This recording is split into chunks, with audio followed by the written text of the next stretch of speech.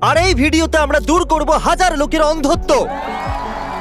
এটা খুবই দুর্দান্ত হতে চলেছে। আমাদের মধ্যে অনেকেই পৃথিবীটাকে এরকম দেখে, কিন্তু আপনি কি জানেন পৃথিবীর প্রায় 20 কোটি মানুষ পৃথিবীটাকে দেখে ঠিক এই রকম ভাবে। কিন্তু আমি এদের মধ্যে একজনকে কম করেছি। ও ওয়াও। ইনি পৃথিবীর সেই হাজার জনের মধ্যে একজন যাদেরকে আমরা সাহায্য করতে পেরেছি।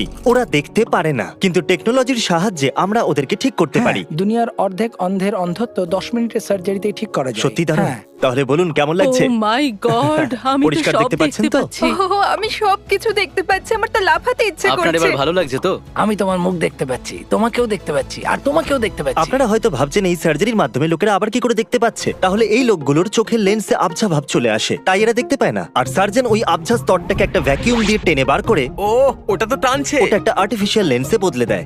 এই সার্জারিটা খুবই সহজ, এতে ওরা আবার দেখতে পায়।